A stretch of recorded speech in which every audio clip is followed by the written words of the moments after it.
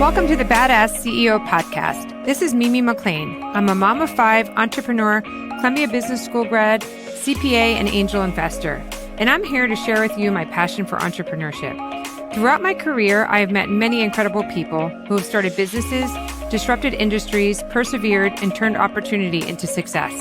Each episode, we will discuss what it takes to become and continue to be a badass CEO, directly from the entrepreneurs who have made it happen. If you're new in your career, dreaming about starting your own business, or already an entrepreneur, the Badass CEO podcast is for you. I want to give you the drive and tools needed to succeed in following your dreams.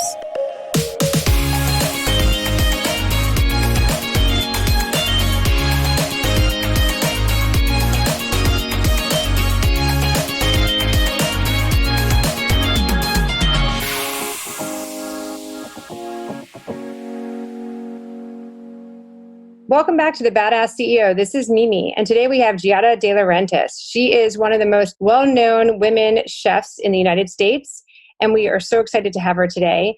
She is an Emmy award-winning television personality of Food Network's Everyday Italian, Giada at Home, Giada in Italy, Giada's Holiday Handbook, Giada Entertains, and Giada on the Beach, and Giada at Home 2.0. She was also a judge on the Food Network's Star. She has several restaurants in Vegas and Baltimore and more to come, and she has also written 9 cookbooks. She recently launched the lifestyle and e-commerce platform Giada.com, which features Italian lifestyle content spanning recipes, travel, entertainment, and tabletop products. Thank you so much, Giada, for being on the show today. I'm so impressed with what you've done because it was your passion, right? So I think that's everyone's dream, is to find a business with something that they're passionate about. Can you talk about like how you made that transition? Did you know, like when you woke up and you started cooking and when you were born, you started cooking, you were all of a sudden like, okay, I'm going to be a chef when I grow up? Or was it an evolution? Well, first of all, thanks for having me. It's funny because I find it so boring to talk about. I would much rather be in your seat than in my own. But I wish it had been that easy. But, I come from a large Italian family, mostly very traditional. And my grandfather, moved here in the 70s. So I was very young. He had already become accomplished in Italy and in Europe, really. And obviously, every immigrant wants the American dream of being successful in the US. The country is 10 times bigger than Europe is. So I feel like, we all came here with the same thought. Now, for a woman, because my grandfather's Neapolitan, we get married and have children. We take care of the family. We don't necessarily go out and have careers, even though my grandmother was a very successful actress. But, in conjunction with my grandfather, they were a team together. But really, the mindset was never for me to go do anything. And I'm the eldest of all of his grandchildren and the daughter of his eldest daughter. And so I think in one way, I always say it actually benefited me, the fact that there weren't any expectations for me. And it also hurt me, so I think it's both. All the boys in the family were expected to follow in my grandfather's footsteps, but the women, there was no expectation. So really, that's the ability to do whatever the heck you want. You can do anything you want because nobody's expecting anything from you, right? So in that sense, I feel like it was a gift. But I was a very shy young lady, and I think finding your voice in a loud Italian Latin family is difficult. And for me, the way I found it was through cooking. I loved being in the kitchen. I loved how it made me feel. At the time when I was young, I didn't realize that that was empowering for me, but it just felt good. And that's where I felt the best. I felt the smartest. I felt the strongest. And I felt like I could really connect with people like my grandfather and my parents and my aunts and uncles. And I don't know, it felt good. So I thought to myself, well, if this is what feels good, then maybe this is what I should do. And I think that also a lot of my family and my family friends were like, oh, you're really good at this. You might actually do this as a job. Although I will say that my grandfather was not that supportive, especially in the beginning, because this field is very, it's manual labor. Mm-hmm. It's really what it is. He was like, it's hard work. You're little. You're a woman. The kitchen is a place for men. Like if you're thinking about professional kitchens, not home kitchens, right? And he just didn't think I could hack it, mostly because of my size and being a female. And I thought, okay, well, it'll probably be difficult. And it was. It's definitely a male-dominated business. I've been doing it for over 20 years. And has it gotten better? Yes, it has gotten better. But it's still a male-dominated business. The beginning was really hard. And really mostly allowing people to take me seriously. Mm-hmm. I think that's the toughest part. I look a certain way, obviously, and people felt like she can't possibly know how to cook. How could she know how to cook and look like that and be thin? It's not possible. Right. And I think that was a stereotype. It was a hurdle, and I still deal with it. I still have people today that say to me, I really only came to this book signing to see if you were real. Do you really look like you look on TV? Are you really that little? And you really that thin? I just need a touch to make sure you're real. Yeah. Still, to this day, we don't trust a skinny cook. That saying. I'm like, yeah, I do. Yeah, I've heard it my whole life. So I think, and sometimes stuff like that can be the chip on the shoulder of a female, as we get older, because now I'm 50. And it can really push certain buttons that make you pissed. It motivates you, right? Angry. Yeah. And it can fuel you. So I think people taking me seriously was the hardest thing. And it's still things that I still deal with it today. I was just talking to a friend yesterday about this. As a woman, because I'm definitely a person that I'm pretty easygoing, but if you cross me, I kind of get quote unquote aggressive. I don't stand down.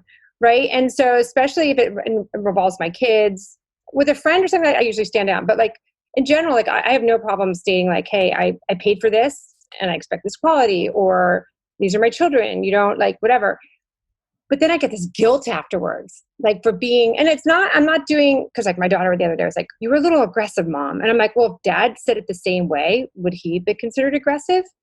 And she's like, right, it's a good point. No. And I'm like, so that's the point. How do you know, why is it okay for a man to be that way and not? Well, how many times I've had men say to me, that was so aggressive. You can't talk to me that way. You can't be aggressive. And I'm like, was that aggressive, or was that just not in line with the way you would like for me to act towards you at all times? You would like for me to just go along and play the game and always stand down and never call you on anything.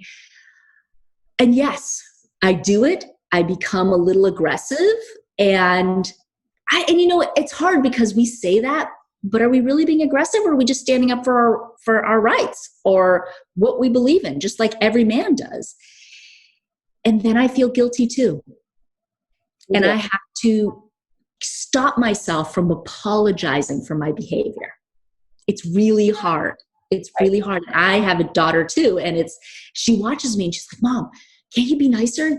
You're being aggressive. You shouldn't be so aggressive. I'm like, Jade, I'm just saying it like it is. I'm not being rude or disrespectful. I'm being clear with my message and unemotional, which is what men do all day long. Right. And Jade's 12, and she's just like, yeah, but I don't know. I think we should be a little more careful with because you're my mom and you're a woman. And I said, yeah, but you got to stand up for yourself, because who's going to stand up for you if you don't do it for yourself? And you have to teach people how to respect you. And I will say, Mimi, that probably the hardest for me was opening my restaurants in Las Vegas. That was rough. I've never had to fight so hard in my life. Were you one of the only women that have a restaurant in Las Vegas? The only other women were Mary Sue Milken and, do you know the Border Grill Girls? Mm-mm. The two of them? Okay. They had a small spot at Caesars, but where the shopping mall is. So you basically lease a space. So they didn't have a direct deal with Caesars. So in a way, yes, I was, but they were already there. So I would say I was one of the first. That's how I like to say it. And I knew that Susan Feniger and Mary Sue Milken were there with a small little spot, but they hadn't actually, I built a restaurant from the ground up with Caesars. Right. And so I think, first of all, very few people get to do that. Usually the places are already set up and all you do is go in and coat a paint, change the decor, but you don't do anything else structurally. This was a parking garage, a 2-floor parking garage. It had been a parking garage for 50 years. And we transformed it into a restaurant. So we had to build everything. And no woman had really ever done that. I don't even know that there's many men who had done that. Was that your idea or did they approach you? They'd been approaching me for years. There was a gentleman there by the name of Tom Jenkins, who's now not there anymore. But he had been approaching me for a while and just saying that, the business of the casinos had been going a different direction, where they were trying to hold on to women because they already had the men gambling, but it was the mothers and the female audience that they were trying to harness. And projections showed that that was the future of that business. So they were trying to open up other businesses, ancillary businesses that would draw these women in. That's where I came in. And I'd seen many spots, but a lot of them were unattractive and dark and dungeness. And I just thought, I just can't do it. And honestly, I wasn't sure I wanted to do it yet. At the time that they first approached me, I was pregnant for Jade, and I just thought, I can't. So eventually, he brought me to Vegas and showed me this space, and it was a 2-floor parking garage. And they said to me, we're going to build it together, and we're going to work on this together. It'll be a team effort. And I looked around, and I just thought, okay, this is either going to be the biggest flop of my life, because I had no other restaurants. Right. And we're talking about, a 300-seat restaurant. So I went from 0 to 300 seats, and that's huge. Right. So I thought, they're going to fail big time. We're going to be successful. It's going to be one or the other. It's a gamble, but okay, let's do it. Yeah. It was right when I moved to LA, or right after. I remember you opening that. Yeah. And so we went for it, and it was a year and a half of hell. I mean, I ended up getting divorced over it too. So, it was real hell. But I remember being in a conference room at Caesar's Palace, a long table, all men, except for myself, and them just like pounding it. You can't do. Really, we were fighting over the windows that open at the restaurant. I wanted these 5 windows that open up so that you feel suspended over the strip, and you could actually feel like the Bellagio fountains, which is what we face. That's our view. Felt like you were literally suspended over them. And I really felt it was important. And they were just adamant about not giving it to me. No one had done it before. They were too expensive. What if they break? We don't know that we can even open them because of the way the winds come down Las Vegas Boulevard. It was all this stuff. And I just said to them, we have to do it. And at the end of the day, I just got up and I said, if you don't give me the windows, then I will sue you and I will get out of this contract. I will not open this place without these windows. But while I walked out of there, I trembled. I barely could literally walk to the elevator. I was so emotionally amped up, which I think happens. Yeah. That I felt like I was just going to collapse from the stress. Yeah, of course. And I thought to myself, I really got to teach myself how to mellow myself out after these situations, because you're so amped up that it depletes your adrenals, your entire body of everything that it has left. Yeah. And I remember I was so sick after that for 2 weeks because I couldn't, it was just so much. It was so much that I couldn't control. I get that way. What did you learn? Because I need that trick. Well, I tell you, I had to learn how to really focus and meditate, how to get myself off that ledge. And it's really sad because I never see a man get that emotional over anything. I mean, look at the situation of our president, what we're in and what we've been in for the 4 years.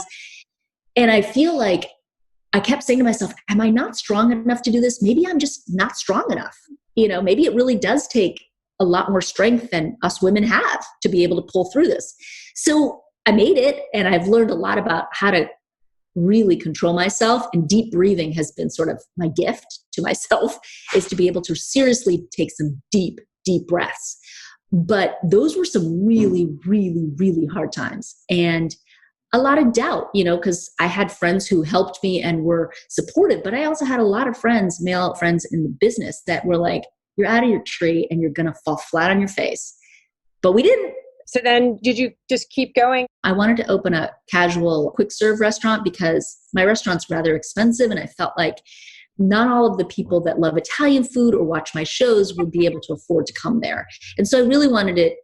And I wanted to gain a new audience and the ability to sort of have a more inexpensive way to try my food, right? So they weren't investing all of this money. Because for a lot of people, these high-end restaurants are expensive. I mean, it's an investment.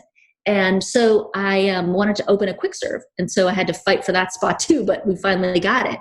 Pronto is right by where the escalators let out in the convention center of Caesar's Palace. So it does gangbusters. It's probably the thing that I will be able to franchise in the future and move on with, because the high-end restaurants, I think, are, other than doing Giada somewhere in the Middle East or China or somewhere else, I don't think in the US I'm going to be able to open up that kind of restaurant.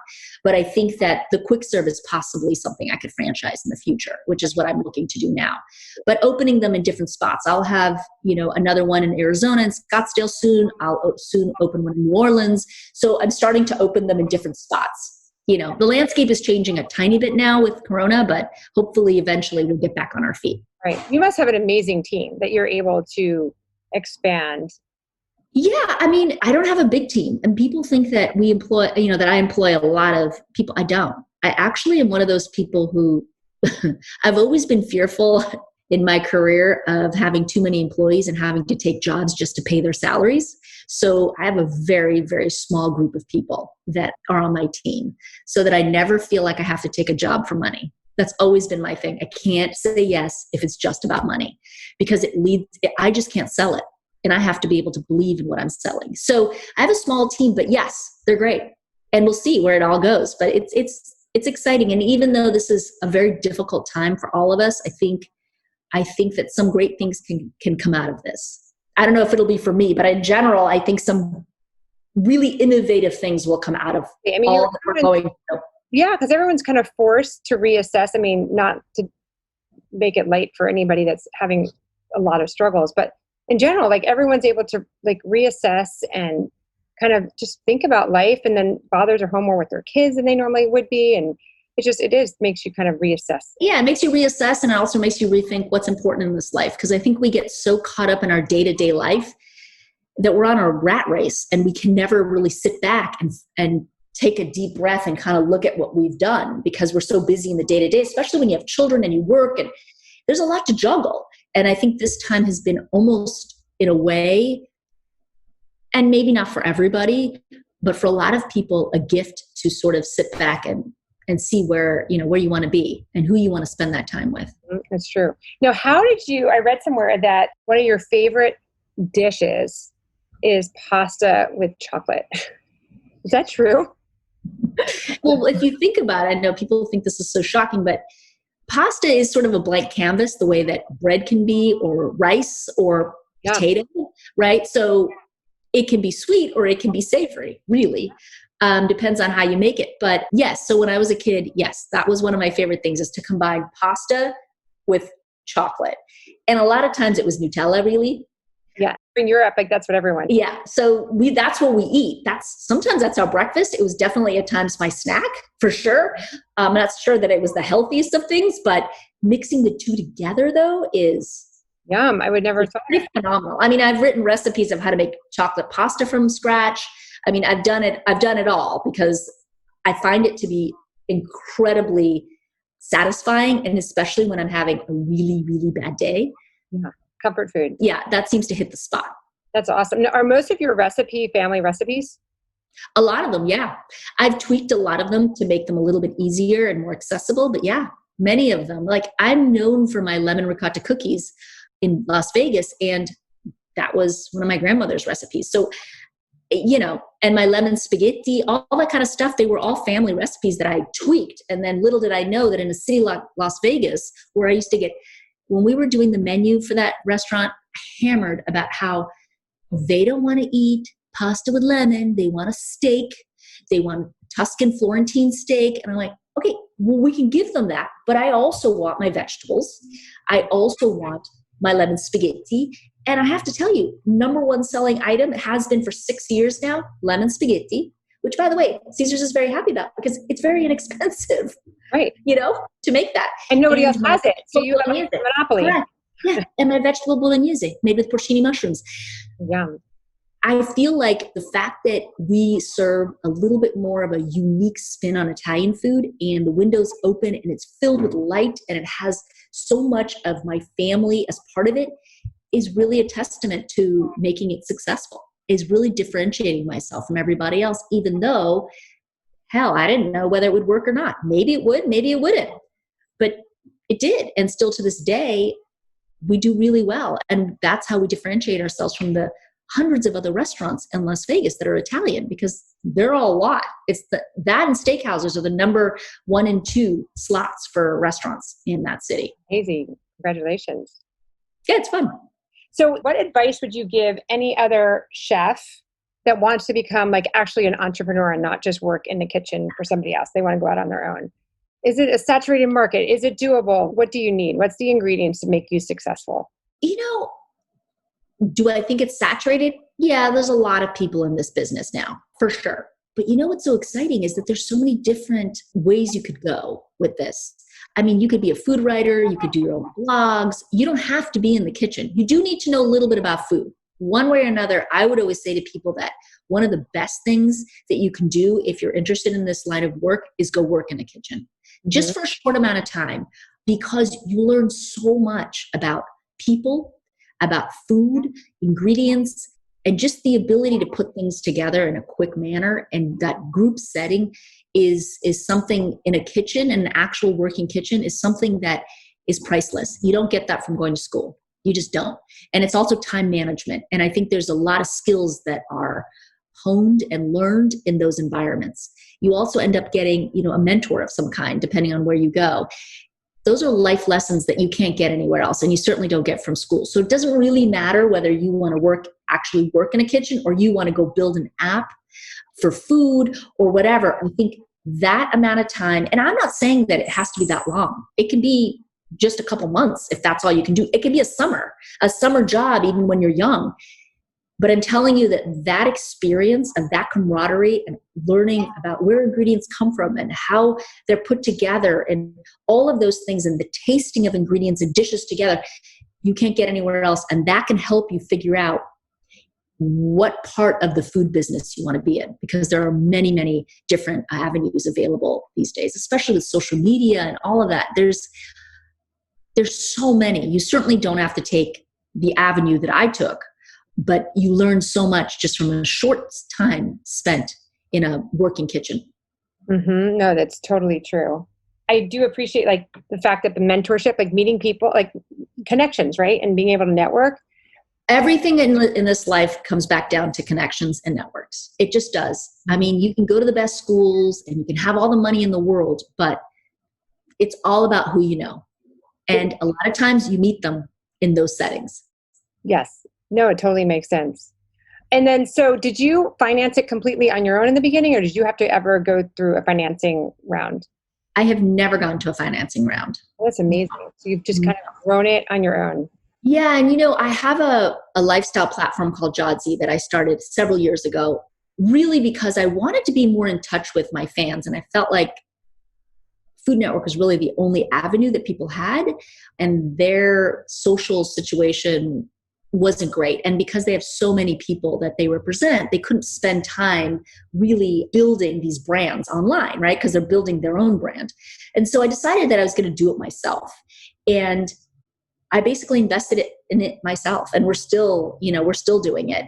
We launch a pantry of all Italian products in the next 2 weeks, which is something I've been wanting to do for a really long time. And I feel like with COVID, it's sort of perfect. I felt like it was the right time. People don't want to go out into the world so much to shop anymore. They want to find a place just like Amazon, all of it, that they can do a lot of things online. And so I realized, with what's happening in the world, some of these mom and pop Italian grocers are not going to make it through this. So why not give them an avenue where they can order stuff direct from Italy and enhance their pantries and make great Italian food? So, I did most of it myself. Will I have to go through financing at some point? Yes, probably. But not yet. I don't know. It's probably the inventory that's going to get you if you now have your own product. Where would they buy it? On your website? Or you Amazon, grocery stores? On my website. Yeah, we're going to do it directly. Yeah. And I have some people who are helping me to do it for now, so that I don't have to hold on to all the inventory. But the shipping is really what's going to get me, because shipping is, we're so used to Amazon, free delivery tomorrow. It makes it very difficult to compete with that. I mean, almost every package is almost like $10 to ship out no matter what. And then they pay you, especially if it's a packing, right? They pay you like 25 cents to touch this, 25 cents to touch this. Correct. Yes. And then you need warehouses on both sides of the country. And it's just listen, it's a big country, so it takes a really long time. And I think Amazon has made us, has sort of changed the landscape. And so everybody's used to that kind of service. And so I think those two things are going to probably get me in the end.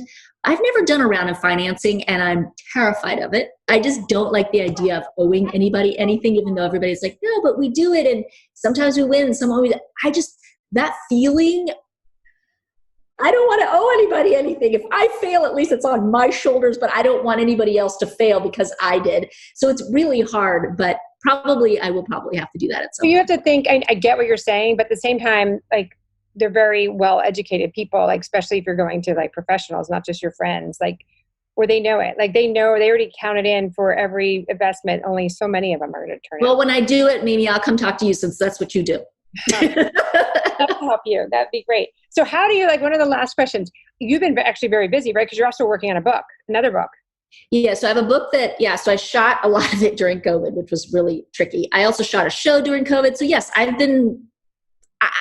we've been busy. And that's why I say to you, like, some things get busier than others. People, luckily I'm in the food business. And although people aren't going to restaurants, they're cooking at home and they need inspiration. And so and I've seen that also with Jodzi, is just the traffic has just gotten crazy because everybody's at home and they need a place to get inspiration from. So yeah, it's been busy. So I have a book coming out in March, and it's sort of a book on my journey from 40 to 50.